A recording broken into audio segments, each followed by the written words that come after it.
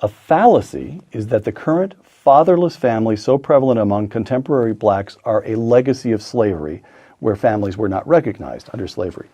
This ignores the fact that the problem has become much worse among generations of blacks far removed from slavery than among generations closer to the era of slavery, yes. Close quote. Explain that. You mean explain why it is so, or yes? Yeah, why is that? Why? What on earth is going on there? That is so counter to what we assume. Well, first of all, the people, most people have not recognized the fact that that if you go back into the 20s, you find that married couple families were much more prevalent among blacks then than today. You find also, incidentally, that the blacks were had as late as 1930, blacks had lower unemployment rates than whites. So all these things that we complain about and attribute to the era of slavery, those things should have been worse in the past than in the present. Right. But in fact, they're worse in the present than in the past. And I think if you want to look for a turning point, it would be since the 1960s. And what happened in the 1960s? Oh, you began to have not only the welfare state, you began to have the mindset that goes with the welfare state, so that there was no stigma any longer attached, for example, to being on relief or welfare. He's an economist, a historian, a philosopher, and one of the greatest social theorists America has ever produced. In a career spanning 6 decades, he's published more than 40 books and written thousands of newspaper columns on topics ranging from economic history and political philosophy to social inequality, education, and race. His name is Thomas Sowell, and he might be the most important scholar you've never heard of. Born during the Great Depression in rural North Carolina, in a home with no electricity, Sowell was orphaned when he was just a toddler.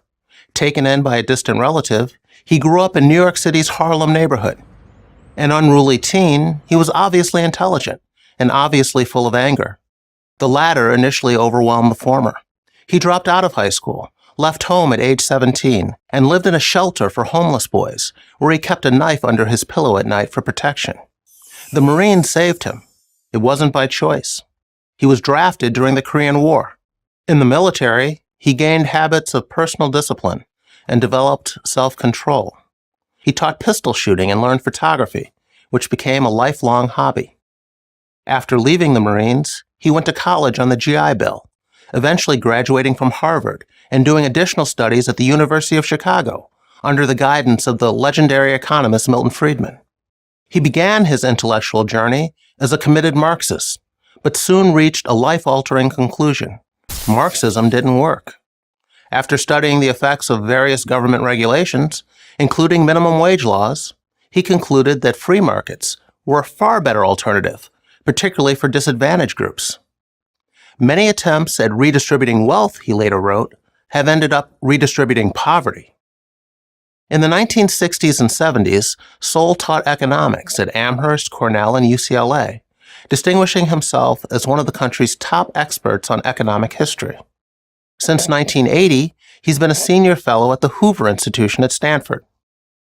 It was around this time that Sowell turned his attention to social theory and political philosophy, writing books like Knowledge and Decisions and A Conflict of Visions, which many consider to be his best professional work. He also began writing more about racial controversies, which is why he's not as well known and appreciated today as he should be. Sowell has been a vocal critic of civil rights leaders and of liberalism's misguided efforts to help the black poor. His targets over the decades have included welfare programs, racial preferences, multiculturalism, and opposition to school choice. Sowell brings the same empirical approach to writing about social policy that he brings to writing about economics. His focus is on the facts and the evidence.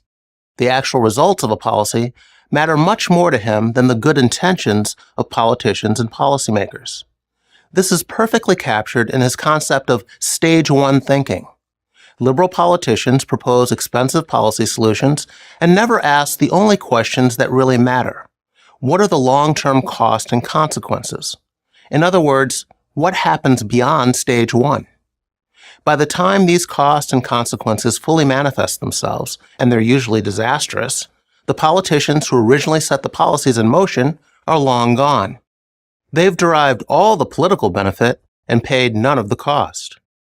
In books like Race and Culture, Sowell has demonstrated racial preferences are counterproductive, that political power is not necessary to advance economically. and that racial discrimination cannot be used as a blanket explanation for disparities in employment, education, and income. He's also shown how a racial or ethnic group's self-development, acquiring certain attitudes and behaviors, has far more bearing on economic advancement than how a group is treated by society at large.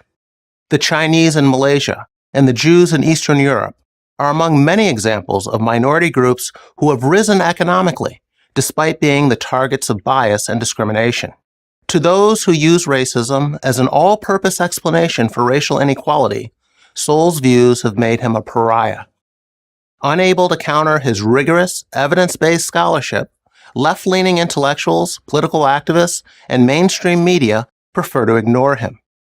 That's why so many people today are aware of names like Ta-Nehisi Coates, Ibram X. Kendi, and Cornel West, but not Thomas Sowell. To say that Sowell has not had the impact he should is not the same as saying he has not had a profound impact on the thinking of a vast number of people. A fan account on Twitter has more than 700,000 followers. Videos of him on YouTube have millions of views. Mention his name to any conservative, and you'll hear Sowell spoken of in reverential terms. Indeed, he matters today more than ever. That's because we're still debating topics he's written volumes about, like social justice, slavery reparations, and critical race theory. And Sowell matters because he's that rarest of species, a brave and honest intellectual. We need 100 more just like him.